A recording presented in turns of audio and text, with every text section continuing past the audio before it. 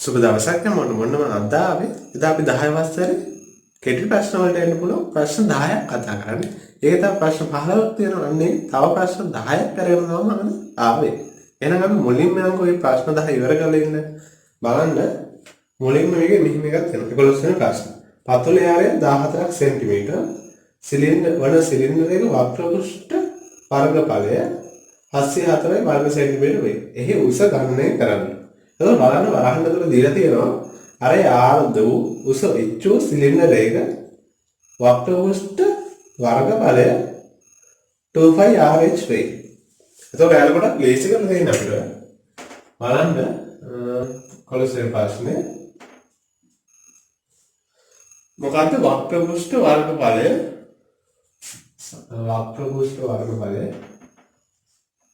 මම කෙටියෙන් ලියා ගන්න සමානයි 2πr/h නේ. හරි. එතකොට වක්‍රපෘෂ්ඨ වර්ගඵලය එකට අගයක් දීලා තියෙනවා 804ක් කියලා. 804යි. එතකොට මම මේක ආදේශ කරගෙන තනවා π වෙනකොට 22 බෙදීම 7. පතුලේ ඇරේ කීයද කියන්නේ අපිට 14ක් කියනවා. h සමානයි. එහි උස ගන්න කර. උස කියන්නේ h.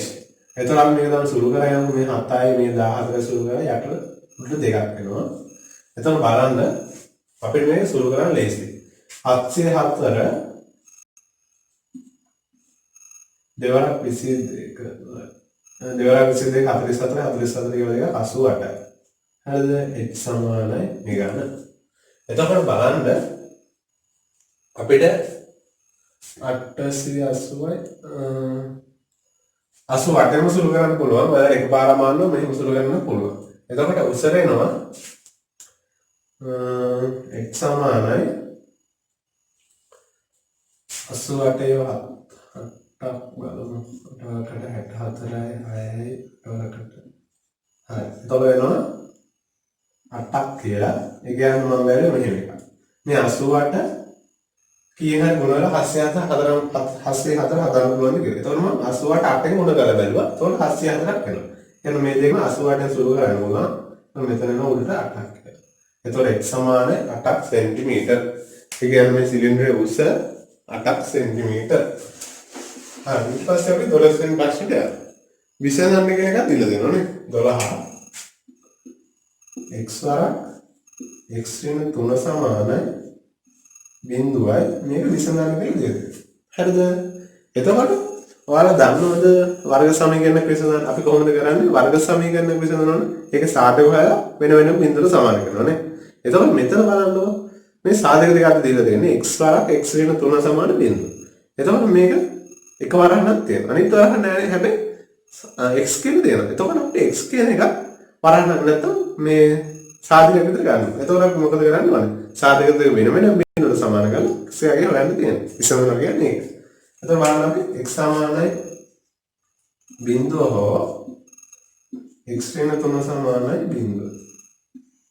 එතකොට x සමාන බිඳුව එක උත්තරය. මේක අපිට සුළු කරන්න පුළුවන්. ඍණ 3 එහාට යද්දී x සමානයි 3. එතකොට මේක x වෙන්න පුළුවන් වගේ යනවා x සමාන බිඳුව හෝ x සමාන 3. හරි. ඊට පස්සේ අපි 13 වෙනි ප්‍රශ්නට යනවා. තීගුවාර සමාන්තර රාශියක් තියෙනවා. එතකොට මම සමාන්තර රාශි පොඩ්ඩක් ඇඳගත්තොත්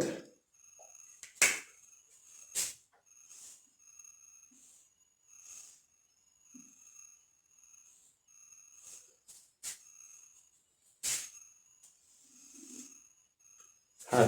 එහෙනම් ඇඳගත්තම තව ටිකක් තියෙනවා. T U S P Q හරි. එතකොට මේක PQR සමාන්තර රාශියක් කියනවා. එතකොට මේ පාද දෙක සමාන්තරයි මේ දෙක වෙන වෙනම සමාන්තරයි. හරි. ඒ ටික අපිට ඒ ටික දැනට දීලා දෙනවා. තව මෙතන අංශයක් 60ක් කියලා දීලා දෙනවා. තව මෙතන අංශයක් 50ක් කියලා දීලා දෙනවා. හරි. එතකොට බලන්න PR පාදේ U තෙක් දික් කර SR පාදේ T තෙක් දික් කර ඇත. TR අංශක 50ක කරන PR කිය අංශක 60ක් වේ. SRP වලින් SRP හොයන්න. මෙන්න මෙතන කොහොනේ හා SPQ. මෙන්න මේක ඕනේ බලන්න. හරි. අපිට එතකොට මේ ලේසි මේකට හොයන්න කියලා මුලින්ම දෙන්නේ SRP. බලන්න SRP හොයන්න. SRP සමානයි TRU. ඒ බලන්න SRP කෝණය සමානයි TRU. මොකක් හේතුවද? ප්‍රතිමුඛ කෝණ. ප්‍රතිමුඛ කෝණ. බලන්න ප්‍රතිමුඛ කෝණද කියලා. මේ කෝණය ප්‍රතිමුඛ කෝණ. හරි නේද? ප්‍රතිමුඛ කෝණ. එහෙනම් අපි දන්නවා SRP යගේ කීයක් දෙන්න ඕනේ? අංශක 50ක්. ඒ වගේම අපි දන්නවා SPQ කෝණය සමානයි SRQ. ඒ SRQ කියන්නේ මෙන්න මේ කෝණය මේ කෝණය. මොකද සමාන්තර සම්මුඛ කෝණ සමානයි. එතකොට අපි SRQ හැදලා තියෙන්නේ SRP ධන PRQ. එතකොට අංශක 50 ධන අංශක 60. ඒ කියන්නේ SPQ අංශක 110යි. එතකොට අපි මේ කෝණ දෙකේගෙම හොයාගත්ත වෙනම. හරි. එතකොට අපි 13 වෙනි ප්‍රශ්නෙත් හරි. ඊට පස්සේ අපි 14 වෙනි එකට යනවා. x හා y අන්‍යෝන්‍ය වශයෙන් බහිස්කාර සිද්ධි දෙකකදී px සමාන 4න් 1යි py සමාන 3න් 1 දන px මේන y සොයන්න. එතකොට අන්‍යෝන්‍ය වශයෙන් බහිස්කාරය කියන්නේ මෙහෙම එකක්. px ඡේදන y සමානයි බිඳුව කියලා තමයි අන්‍යෝන්‍ය වශයෙන් බහිස්කාරය කියන්නේ තේරුම. ඒ කියන්නේ මේ දෙකේ ඡේදනයක් නැහැ. ඒ කියන්නේ වෙන වෙනම තියෙනවා. හරිද? එතකොට px මේන y ගන්න අපි මෙහෙම. px මේන y ගන්නේ px ධන py අන්‍යෝන්‍ය වශයෙන් බහිස්කාරය කියලා දිග තිබ්බොත් විතරයි. එතකොට 4න් 1 ධන 3න් 1. මෙන්න මේ දෙක තමයි අපිට ගන්න තියෙන්නේ. එතකොට මේ දෙක එකතු ගන්න ඕනේ. එතකොට එකතු ගන්න 4යි තමයි පොදු 6 ගන්න ඕනේ. එතකොට කුඩා පොදු ගුණාකාරය ගත්තොත් හරිය. අපි ගොඩක් වෙලාවට මේ ගණන් හදලම ගන්නවා. පොදු 6 ගන්න මේ සංඛ්‍යාව ගුණ කරලා. එතකොට එනවා 12ක්. 4 3න් ගුණ වෙච්චාම 12 එන්නේ. එතකොට එකක් 3න් ගුණ වෙනවා. මෙතන 3 4න් ගුණ වෙච්චාම 12 වෙනවා. එන එකක් 4න් ගුණ වෙනවා. එතකොට හරි. එතකොට px මේන y එන උත්තරේ 12න් 7ක් කියලා. ඒක නම් ලේසි මොකද px ඡේදන y නැත්නම් අන්‍යෝන්‍ය වශයෙන් බහිස්කාරය කියලා දෙලෙක බින්ද px ඡේදන y බින්දුවට සමාන කරගන්න. ඒක තමයි අලුත් කොටසකට තියෙන්නේ. ඊට පස්සේ 15 වෙනි එකට යනවා. රූපය දක්වන ප්‍රිස්මයේ හරස් කර වර්ගඵලය 10ක් වර්ග සෙන්ටිමීටර නම් ප්‍රිස්මයේ පරිමාව සොයන්න. හරි. එතකොට ප්‍රිස්මයේ පරිමාව වෙන විදිහට දැනගන්න ඕනේ. ප්‍රිස්මයේ පරිමාව වෙන කොහොමද හරස් කර වර්ගඵලය වල උස නේද? හරි. 15 වෙනි එක බලන්න මෙහෙම එකක් තියෙනවා.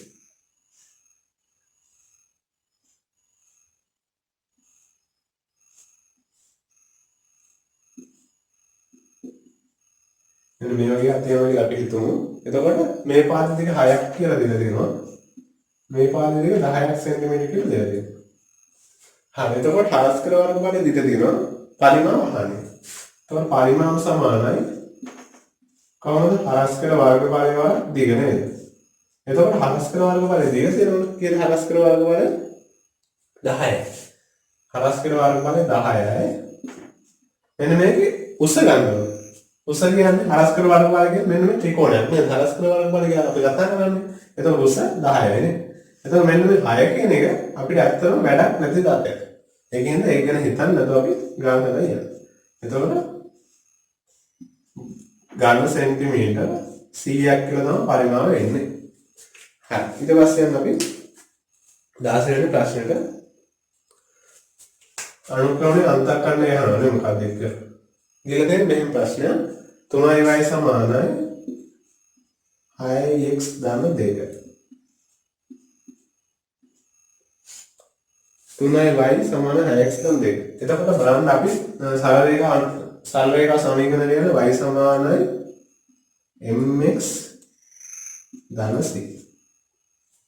හරි. ඒතකොට බලන්න වෙන්නේ අපි ලියන මේ මොකද්ද? අපි මේක සරල සමීකරණයක සම්මත සමීකරණය විදිහට සරල ප්‍රස්තාරයක සම්මත සමීකරණය විදිහට මේක හිතන්නේ. එතකොට මේක y ගේ සම්මුතිය කියන්නේ එකයි. x ගේ සම්මුතිය රාගයක් වෙන පුළුවන්. මේ අන්තක් ගන්න. එතකොට y ගේ සම්මුතිය අනිවාර්යෙන් එක වෙන්න ඕනේ. බලන්න මෙන්න මේකේ y ගේ සම්මුතිය එකද නෑ නේද? එතකොට මුලින්ම කරන්න ඕනේ y ගේ සම්මුතිය එක කරගන්න. එතකොට මොකද කරන්නේ? හැම පදයක්ම 3න් බෙදනවා. එතකොට 3යි 3න් බෙද්දාම y. එතකොට 6යි x 3න් බෙද්දාම මෙහෙම කරන්නකො.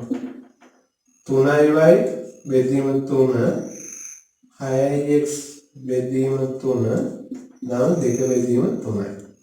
එතකොට 3 3 සුර වෙලා y සමානයි 6 3න් බෙදීම 2යි 2x ධන 2 බෙදීම 3යි. එතකොට දැන් අපි ගන්නවා අනුක්‍රමණයේ අන්තකණ්ඩය. මම අනුක්‍රමයට n කියලා ලියන්න. එතකොට අනුක්‍රමණය කියන්නේ 2යි. අන්තකණ්ඩය 2 බෙදීම 3යි. මේවා තමයි අනුක්‍රමණයේ අන්තකණ්ඩය එන්නේ. හරි නේද? අපි එහෙනම් ඊළඟට බලමු 17 වෙනි ප්‍රශ්නේ. රූපයේ QR අපි අංශ 125 SPT අංශ 25 STP අංශ 50 නම් x යගේ හොයන්න ඕනේ. හරි අපි උතන රූප මුලින්ම ඉඳගමු. එතකොට මෙන්න මේ කෝණ හොයන්න තියෙනවා ගොඩක් ඔයාලා පරිස්සමෙන් කෝණ ටික හොයාගන්න ඕනේ. නැත්නම් එක කෝණයක් වැරදි කියවම ඉතිරි කෝණ ටිකක් වැරදෙන සම්භාවිතය ගොඩක් වැඩි. බලන්න මෙහෙම එකක් තියෙන්නේ.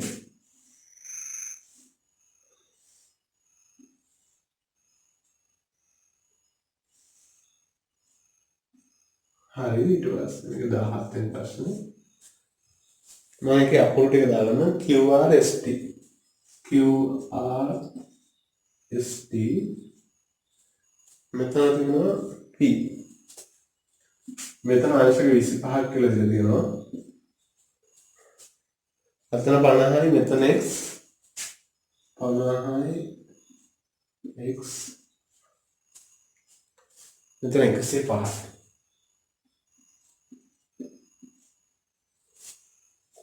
හරි මුලින්ම අහනවා x යගේ මම x යගෙන ලේසියෙන් හොයන්න පුළුවන්. මම දන්නවා මම කලින්මත් මේ ප්‍රශ්න කතා කරා ත්‍රිකෝණික පාද දික්ක්‍රීම සෑදෙන බාහිර කෝණය එහි අභ්‍යන්තර සම්මුඛ කෝණ දෙක අතර සමානයි. එතකොට x සමානයි 25 දාම 50.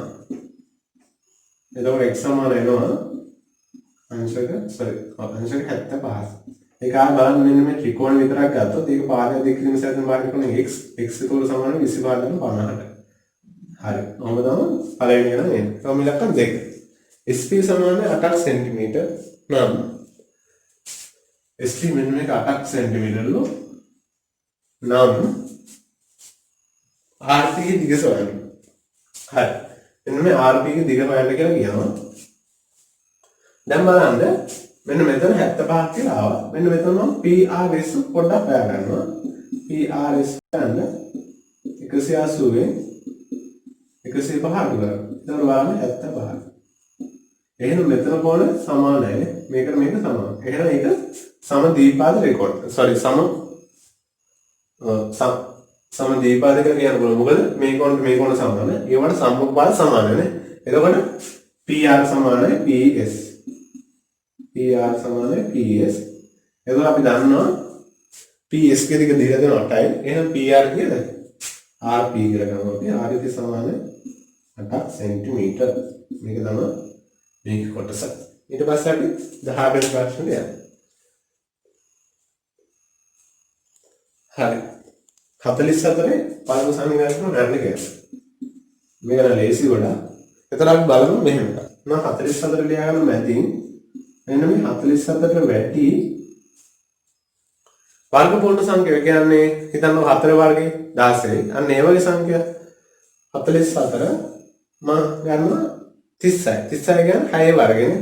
එතකොට 36 අඩුයි 44 වඩා. 44 වඩා වැඩි 49. හරි. එතකොට බලන්න දැන් අපි සංඛ්‍යා ඔක්කොගේ වර්ගමූල ගන්නවා. එතකොට 36 වර්ගමූලය 6යි 44 වර්ගමූලය දන්න ඒක එහෙම තියාගන්නවා. 49 වර්ගමූලය 7යි. එතකොට බලන්න මෙන්න මේ 36 44 තියෙන වෙනසට වඩා 44 49 අතර තියෙන වෙනස අඩු වෙන. එතකොට ගොඩක්ම කොයි පැත්තට ලං වෙනවද? ඒ කියන්නේ මේ දෙක අතර මැද හරිය මැද නම් 6.5 එනවා. අර පැත්තට වැඩි කියන්නේ 6.6 හරි 6.7 හරි එනවා. එතකොට අපි කරන්නේ එහෙම. පැත්තක 6.6 සුළු කරලා බලනවා. ඒ වගේම 6.7 සුළු කරලා බලනවා. හරිද? එතකොට මෙන්න මේක හිතනවා. අපිට මෙහෙම ගත්තා ඒක ඕන. මේක එනවා මම මතක හැටියට 44.889ක්. මේක එනවා මම ඇත්තටම හදලා බලන්න නැත්නම් ඔයාලා පැන්නේ. මේක අපිට ලේසි ගොඩක්. බලන්න 6 වරක් 36 6යි 6 වරක් 36 3යි 39යි. ඒක මායෙන්නේ 6යි 9යි 3යි 6යි 5යි 3යි 4යි 43.5යි යන මේකේ මේක බලන්න 4ක් 49යි 4යි 4ක් 42යි 4යි 46යි. එතකොට මේක sorry එතකොට මේක බලන්න 6 වරක් 7 42යි මෙතන 4යි 6 වරක් 36යි 4යි 40යි 9යි 8යි 44.889ක් එනවා.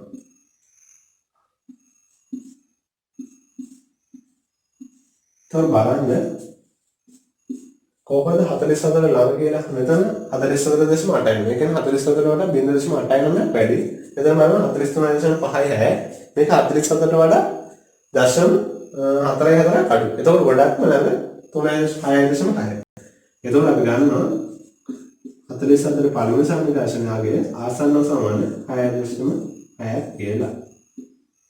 මෙහෙම තමයි. එතකොට මේ ගුණ කරපු ඒවා ඔයාලා පැත්තකින් පෙන්නනවා. හරි. මොකද ඒ කට්ටිය දන්නේ නැහැ ඔයාලා කොහොමද ගත්තේ කියලා. ඒකෙන්ද පැත්තකින් සුළු කිරීම පොඩ්ඩක් පෙන්නනවා. ඒක 18 වෙනි ප්‍රශ්නේ උත්තරේ මේක. ඊට පස්සේ බලන්න 19 සාධක හොයන්න. එතකොට සාධක හොයන්න තියෙනවා. එතකොට මම කලින් අපි සාධක දෙකක් වෙනට බින්දුවට සමාන කරලා අගය ගන්න එක කතා කරා. හැබැයි සාධක හොයන විදිහ දැන් තියෙනවා අපි කතා කරන්නේ. ඒක සාධක හොයන විදිහ හරියටම දැනගන්න ඕනේ. බලමු අපි මේක දෙන්න මෙහෙම එකක්. x වර්ග වෙන 6x දානවා. මේක සාධක හොයන්න තියෙන්නේ. ඔක ලේසි මෙහෙම සාධක හොයන්න. එතකොට අපි බලන්න ඕනේ මෙන්න මේ මැද පදේ මේ පද දෙකක් විතර කඩා ගන්න පුළුවන්ද කියලා. එතකොට බලන්න අපි කඩා ගන්න මෙහෙම. මෙන්න මේ පළවෙනි පදේ මේ පදේ ගුණ කරනවා. කේද 8x වර්ග 8x වර්ගයෙන් ඕනේ එකතු වෙලා අඩු වෙලා හරි මෙන්න මේ මැද පදේ හැදෙන්නත් ඕනේ. එතකොට බලන්න සංඛ්‍යා දෙකක් කියන්නේ x අඩංගු පද දෙකක් හොයා ගන්න ඕනේ. එතකොට 8x වර්ග හැදෙන්න නම් අනිවාර්යෙන් 8 වර්ග කියලා ඉන්න ඕනේ. එතකොට 4 වරක් 2 නැත්නම් 2 වරක් 4. එතකොට බලන්න ධන 2x ධන 4x ගත්තොත් එන්නේ ධන 8x වර්ගනේ. ඒක එනවා. හැබැයි මේ දෙක එකතු කරලා හරි අඩු කරලා හරි අපිට ඍණ 6x හදන්න පුළුවන් බලන්න. බෑ නේද? අපි දැන් ඍණ 2යි ඍණ 4x ගමු. ඍණ 2x ඍණ 4x. ඒ දෙක ගුණ කරොත් හැදෙන මොකද? ධන 8x ධන 8x වර්ගම හැදෙනවා. මොකද ඍණ ධන වෙනවනේ. ඒක මේ දෙක එකතු කරා ඍණ 4යි ඍණ 2යි. ඍණ 6x වෙනවා. ඒ කියන්නේ අපිට මේ කඩා ගන්න පුළුවන් මෙහෙම.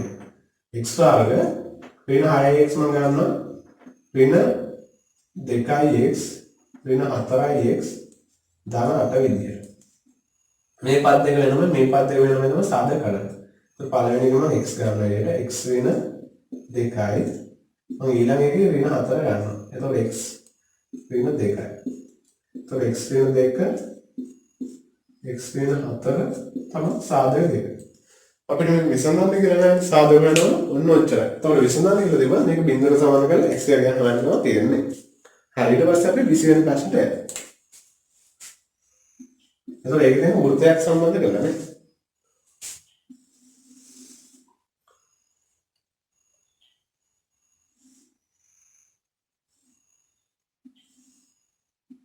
මෙන්න මේ වගේක් තියෙනවා. මම මුලින්ම 40ක් කියලා ගත්තා.